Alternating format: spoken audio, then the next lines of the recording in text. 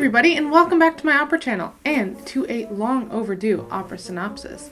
And this one, I bring you with a Force of Destiny. See what I did there?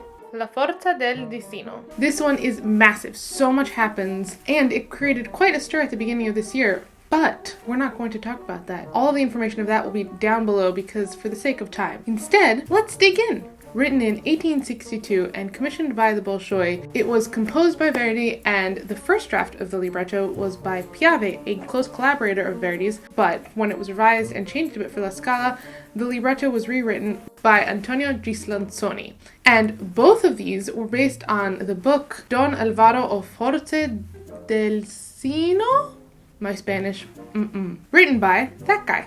Anyway, the story, just so we know where we're at. Leonora is in love with Don Alvaro, we're gonna call him Al for short, a young nobleman from Latin America, and Al is Leo's father's, the Marquis of Calatrava, furthest from his first choice possible suitor for his daughter. But Al and Leo love each other, and they have a plan. Okay then, Act 1. The Marquis of Calatrava has come to wish his daughter a good night. We're just gonna call him father or dad. But Leonora seems quite distressed, and for some reason her window is open. He goes to close it, and then, "What's wrong? You look distressed."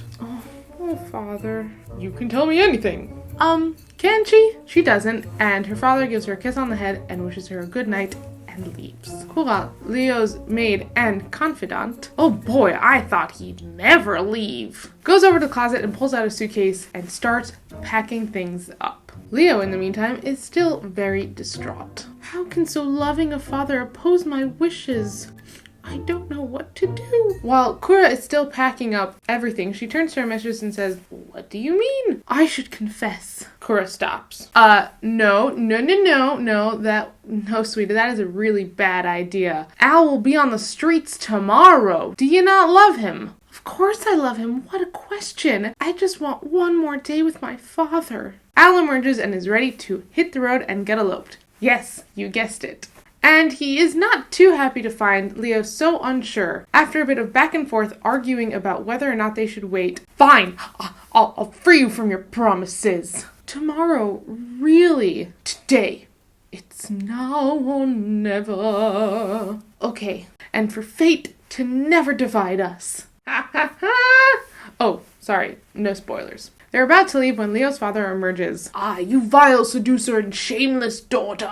There's a lot of ruckus and Al pulls out a gun. Bad idea. He drops it, and as it drops, it goes off and mortally wounds Madre. Of course it does. "I curse you both! Oh, horrible fate!" And then they run out. End of Act 1. Act 2, Scene 1. It's been a year, and surprise, surprise, Leo and Al have been separated. Whoops, it must be destiny. In the meantime, her brother has been hunting them down and seeking revenge. He is a lot closer than he thinks he is, since he and Leo are in the same inn, both in disguise. Don Carlo, let's go with Carl, is disguised as a student, but he does not fool Leo, who is disguised as a boy. So she leaves as quickly as possible. We also meet a gypsy who is rallying for everyone to go and help in the war efforts in Italy against the Germans. I do like that this is a woman, a little bit of feminism in opera. Through the drinking and gambling that's going on in this inn, Carl decides to get up and tell his story, but as his friend. "So, I have this friend."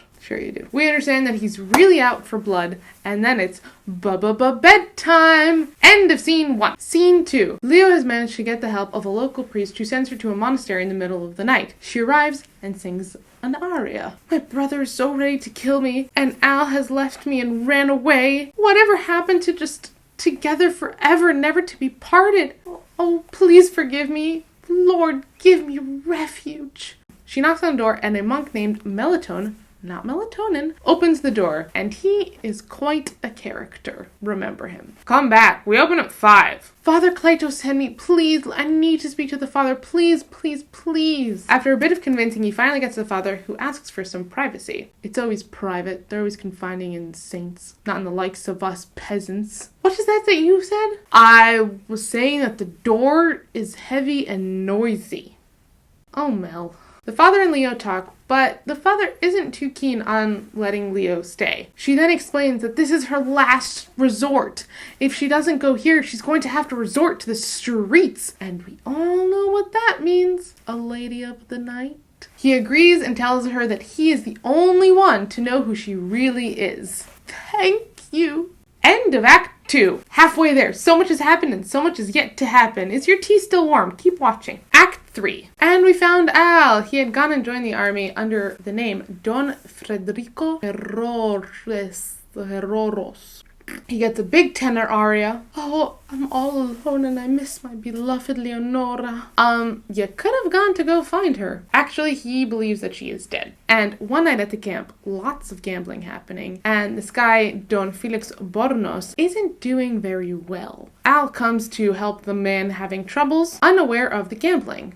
Oh, thanks, I owe you my life. Yes, Bornos is actually Carl. Plot twist! Who were those guys? Assassins? Just kidding. It was gambling. They exchange fake names, shake real hands, and become good friends, and off to battle they go.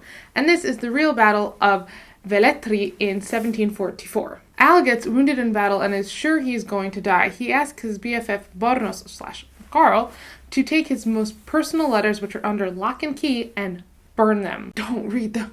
Just burn them. Here's the key. Carl agrees, but first you should be cared for and rewarded by the house of Calatrava. Oh no, not Calatrava. Carl notices how his family name has made his best friend cringe and gets a little suspicious. Big aria. The seducer? Who killed my father? Oh, I'll open these letters and find out. I swore I wouldn't open those letters. I also swore to protect him. So much to contemplate.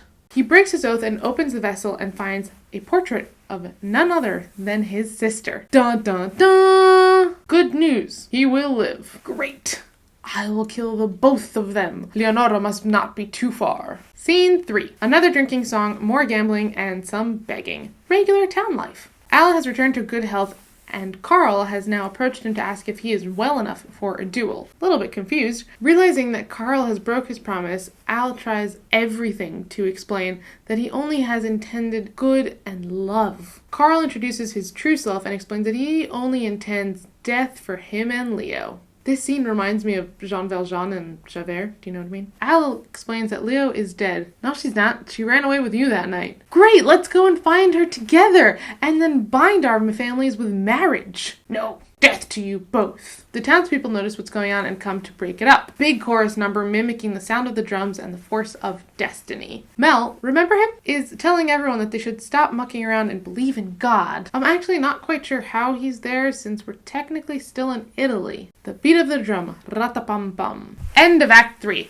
Whew, almost there. I promise, if you're still here, please comment down below and don't forget to subscribe. Act 4. Many years later, everyone has gray hair. Technically it's 5 years, but I guess 5 years in opera means gray hair. Back at the monastery, all the peasants have lined up in order to get food from the monks. And you guessed it, Mel is very unhappy about this. He really has a problem with everything and everyone. Everyone is asking for the great Father Raphael to come instead. Ungrateful, horrible people. Carl approaches the monastery and he is seeking to speak to Father Raphael as well, but he is not there for his own confession. Yes, Al has joined the church and yes, come to the same exact monastery where Leo is. And no, he does not know that she is there. With every single effort, Carl finally gets the battle that he has been waiting for. Scene 2. Leo's back! Oh, yeah, we haven't seen her for pretty much the whole opera. Famous big aria. I loved him. Oh my.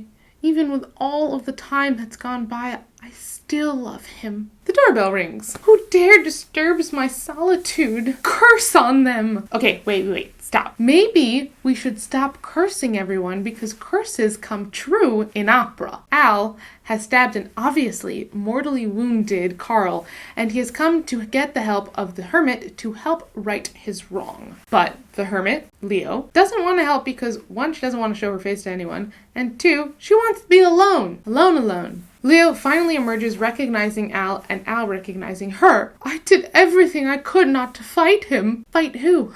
Your brother. Leo goes off to see her brother. Oh Destiny, how you mock me. Suddenly, a cry comes out of Leo. The Father Guardian comes back with Leo, who has now been stabbed because even in his last dying breath, Carl could not forgive. Maledizione! Curses! Stop making them! Leo gets a long soprano death scene. At least I got to die in your arms. I'll wait for you in heaven. The end! Yay! We made it! That's all, folks. Thank you so much for staying till the end. I hope you enjoyed this not-so-little video. Comment down below if you made it all the way to the end. I'm very interested. And what did you think about this story?